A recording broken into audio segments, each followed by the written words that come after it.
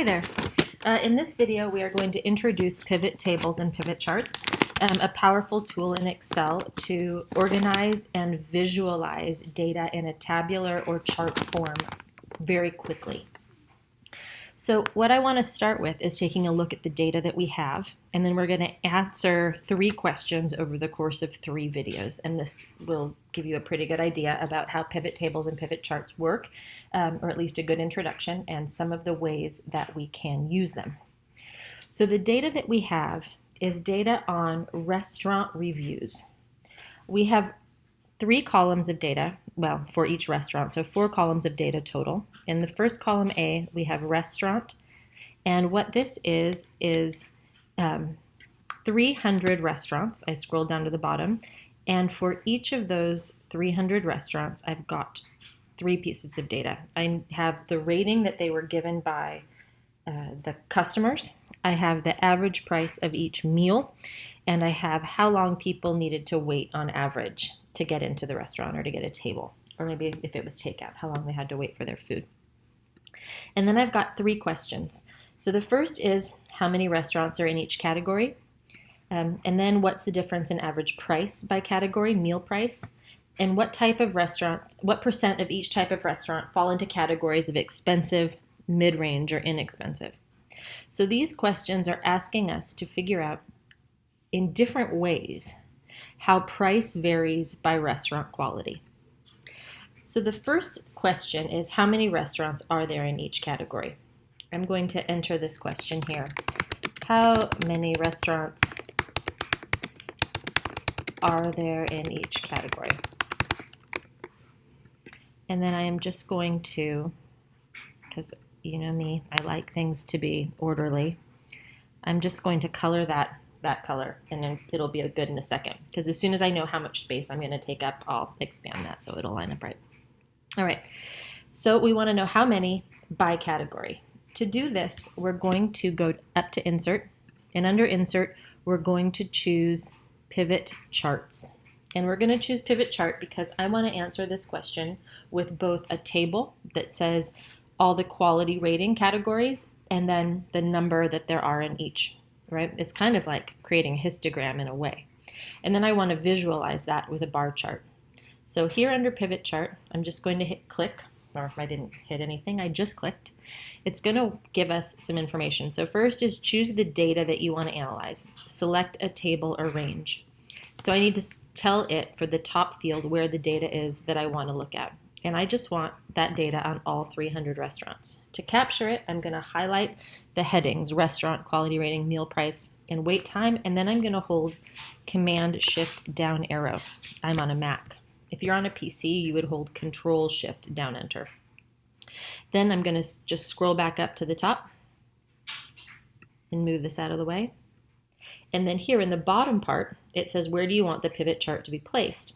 Well, I can pick a new worksheet, then I end up with a really big workbook here, or I can say on an existing worksheet, and that's what I'm going to click, and I want it here, restaurant ratings, F7. I just click where I want it. It knew where I wanted it. And then I'm going to say OK. And I'm going to get these pivot table fields. In this pivot chart field here, these are called the field names. That's a fancy way of saying what variables do you have. So I've got my restaurant. Each restaurant has a number. I've got the quality rating. I've got the meal price and the wait time. And what I need to do is drag these fields into these categories. And as I do that, it'll make a table. Seems pretty straightforward. Actually, it doesn't seem straightforward, but if we do a couple examples, you'll get a sense of how it works. So I'm going to start with I'm looking at categories of restaurant, and the category of restaurant is in this quality rating bucket. So I'm going to grab the quality rating header, and I'm going to pull it down here into Axis. Then I'm going to get this chart out of the way. That's actually the chart. You can't tell yet, but it's going to be a chart. And it populates this section, row labels. So this is the beginning of a table. I've got restaurants that might be excellent, good, or very good, and I want to know how many there are in each category. I'm just going to take this quality rating and I'm going to drag it again down into values. And there's that chart. I promised you it was coming. So here under values, it says count of quality rating. It will always choose something. Here it shows count how many. So now we have excellent restaurant, good restaurant, very good restaurant. And for each of those, we know how many there are. 66 excellent restaurants. And then if we look down here on our chart, we can see that that's 66. There are 84 good restaurants. And if we look down here on our chart, you can see that that looks like 84. And there are 150 very good restaurants. And you can see that here there's 150. Most of the restaurants are very good. And then the table has summed them up together and given us a grand total 300. And we know, because we already checked, but there are 300 of these restaurants. And so it's a good sign that that works out. I'm not just going to leave it here. As you know, a chart is only as good as, actually I'm going to leave it down here, just kidding. A chart is only useful if you can look at it and see what information is in it. And so this chart has a couple of issues in my mind. The first is that it's missing a total. It's missing a title. It says total where it should have a title. Here it's got a legend that just says total, and that's sort of meaningless. And we don't know what these axes are. The vertical axis is completely unlabeled, and the horizontal axis gives us some information. The other thing that I've noticed is that each of these bars, excellent, good, and very good, are the same color. And it might be nice if we made them different colors to show that they belonged in different categories. So I'm going to start by putting in a title. And I'm just going to call this title Number of Restaurants by Category. Pretty simple. This legend here, we don't need it. Delete. And then normally I would insist that you label both axes, the horizontal axis and the vertical axis. But here the horizontal axis is already labeled. So let's start with the vertical axis. Chart design, add chart element. We're going to title the axes primary horizontal, primary vertical. This vertical axis is number of restaurants.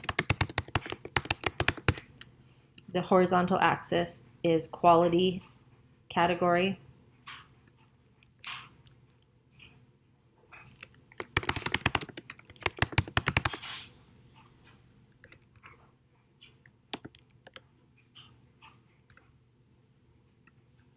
And then the last thing I want to do is format these data series.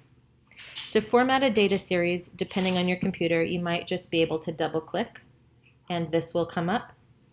If that doesn't happen for you, you'll have to click and then right click and then format the data point. Either way, you'll get the same sort of right hand menu. One thing that I like to do is to make these a little closer together. And I do that by reducing the gap width. If it isn't what showed up for you, it's under these 3 arrows here. And then the other thing under this fill and line tab is a choice that's vary colors by point.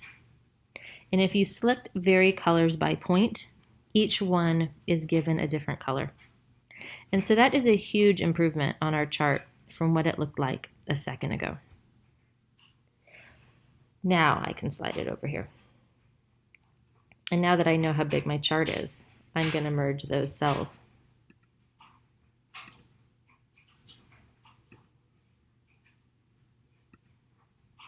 All right.